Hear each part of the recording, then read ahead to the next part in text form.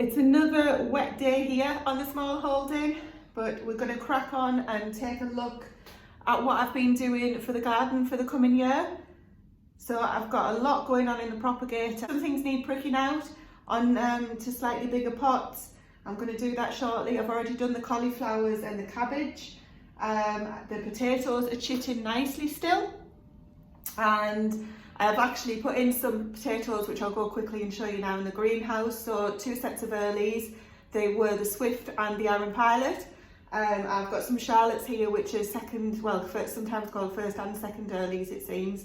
But I think I want to try and get those in the ground. That's not going to happen today. I'll show you what it's like out there. It's horrendous. But yeah, I'm going to crack on and I'll go over now and show you at the greenhouse what we got done yesterday and what I'm hoping to get done today. I wanted to show you, so I bought 5 Taunton Dean cuttings. This one has been tried exactly the same as the others, but for some reason has just given up. So that's going in the compost today. Okay, so we've got spinach and radish that were planted very, very late last winter. They've still survived, may or may not come through, may get a bit of an early start with those, but you don't get if you don't try. These are just some standard broad beans I've got here. I've popped in some meteor peas, the broccoli that I've tried to overwinter. This is just the chuckleberry, spare onions and garlic, beetroot, collie, what was this? Oh, spring cabbage there. Potato fertilizer in the way. And these are the broad beans that we overwintered. So I really want to get these guys in the ground, but at the moment it is just wild out there. You can't really see, but that's not going to happen at the minute. So what we got up to yesterday in these bags and the bucket, so we've put drainage holes in the bottom of these buckets. They used to be for the horses, but the leak, so that was no good. And we've got Swift and Iron Pilots in here. So all of these guys have been filled up with rotten horse milk, added a bit of compost, and a big bin there with 4 in. So these bags have got 2 seed potatoes in, buckets have got 3, or plastic buckets have got 3, and the big bin's got 4. So we'll see how they do.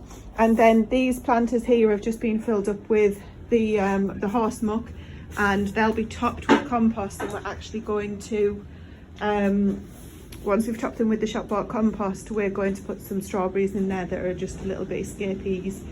This bucket here is Jerusalem artichokes.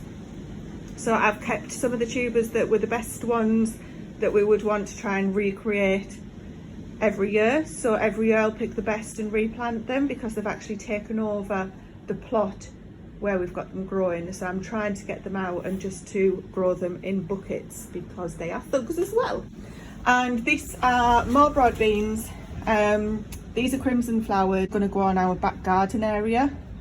Just for a bit of colour, edible plants. So that's all good. So right now I'm going to go and join Jack, who's working over there, and get some of these beds finished because they're all a bit messy at the minute. I'm outside, so I'll be quick because it's really windy, and I know you probably won't be able to hear me too well once the wind gets up.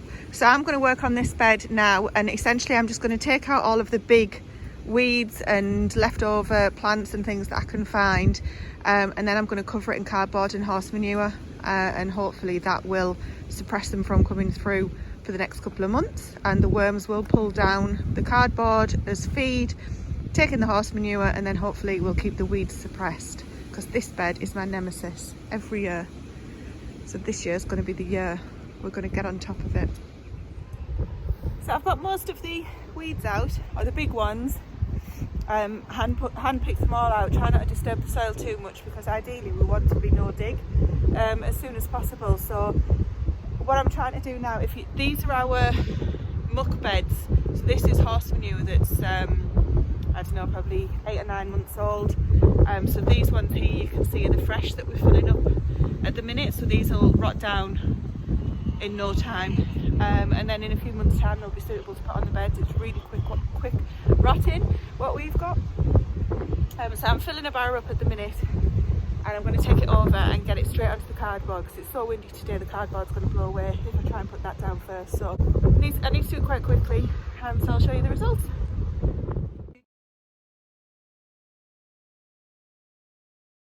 taking refuge in the shed now. I've finished the bed that I was working on, so Grace came out and gave me a hand with some barrows of muck.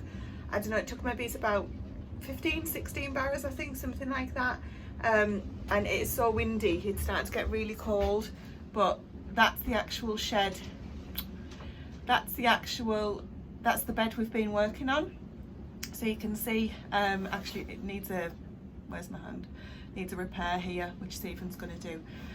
But that's now being covered with the horse manure, which is well rotted, and covered up with some ground membrane, a few big bricks on there to keep that down. But as you can see, it's getting really windy. So this bed here is what we're going to try and do tomorrow, but that doesn't need loads of horse muck on because it had quite a lot on last year and it's really good condition. So tomorrow we're going to get that tidied up and get that covered, ready for the planting. Well, probably nearer May time, to be honest, but we'll see. There might be some going a little bit earlier with fleece. So yeah, it's coming along. So I'm in the shed now.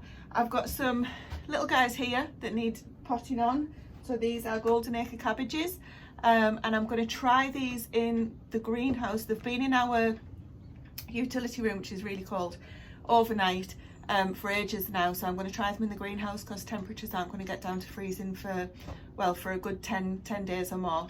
I'll keep an eye on the temperatures, but they need to be in the greenhouse because they're starting reaching for the light. So if I can do that and get those in tonight, I'll get them covered over. And also when they go on to the next size plant pots, they'll take up a bit too much room to be in the house. So I'm going to get that done now. This is the tray of the golden acre cabbages. So I've just given them a gentle water. You can see they're actually quite tall and some of them are very much reaching towards the light. So I do turn these daily, but it is time for them to be potted on. So I'll take the full module, the full cell, and put that on into a larger plant pot. Just quickly show you how I do that because we will actually try and bury these as deep as possible.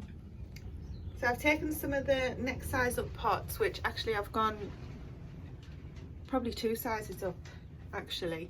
And the reason that I've done that is just to try and bury them as deep as possible and give them plenty of growing space. Hopefully, because if they're going in the greenhouse, they're not going to fly up and have too much stem on them, but we'll see. It's trial and error. Now, a lot of people would just prefer to actually start these later, but I'm trying to get ahead because I'm just really impatient. I'm trying to get ahead and just obviously get as much in and as much on as possible. If I lose some stuff and I have to start again, such is life. That's okay with me. It's all experimenting. Sometimes it pays off and sometimes it doesn't. I'm aware that you can actually just see my little heater that's keeping me warm. Don't ever put gloves and hats on the heater. That's dangerous. Right, I'm going to get these going. I've got all of these golden acre seedlings potted on into slightly larger pots now. So you'll see it's getting dark in here, so it's difficult to see, but I've buried them so that they're just the leaves are just above the compost level. Hopefully that'll work. So I'm going to give them a light water. The compost's actually quite damp because it's obviously not very warm at the minute, so it's not dried out at all. So I'm going to move these now over to the greenhouse and get them set up with a little fleece over them and put a little bottom heat on because I'll show you the heat that I've got in there, and hopefully they'll be okay and won't get too shocked by moving outside. And then I'll quickly show you the other things that we've got going on in the house. This is them now in the greenhouse, and I'm just putting these little covers over them for tonight because I do worry about them. Okay, so I've given them a little light watering. And the contraption I was talking about here is, so within this bed that you can see here, there are wires similar to this that are actually heated. So they're in a kind of a crisscross fashion all the way along. Underneath there's sand on the very bottom, and then just some compost. This is spent compost from last year that needs replacing. And if you just put this thermostat on, it's just heat really. It doesn't get up to kind of 40 degrees, 30 degrees, whatever. It's just a source of bottom heat, I call it. So we've just got this wired up to the electrics, and then it just keeps the frost off. So in the summer obviously it's not needed, but it's really useful at this time of the year because then I'll close these doors here and try and keep that heat in. we shouldn't need any additional heat at the moment. We're not getting down to freezing or anything like that. So those guys are okay for tonight. And I'll quickly show you what we've got going on in the house that I sowed yesterday. In the house, we've got 3 organic sweet potatoes just sat in jars of water. I'm trying to grow slips from these this year, so I've never done it before. I've actually never grown sweet potatoes before, but I thought I'd give it a go because I'm not buying slips from the shops because they cost a fortune. And these are the Romano Peppers that I put in on the 10th of January. Some of them are doing terribly, as you can see, and others are doing a lot better. So the ones that are doing poorly will probably get binned, and we'll keep at least these 4, maybe 5, and grow them on. So let me show you what else we've got growing. Inside we've got some multi-sown radish, some celery, coriander, plain leaf parsley, speedy mix lettuce, all year round lettuce, leeks, dill, more leeks, sprouts, lemon balm, kalettes, more seed potatoes, and then this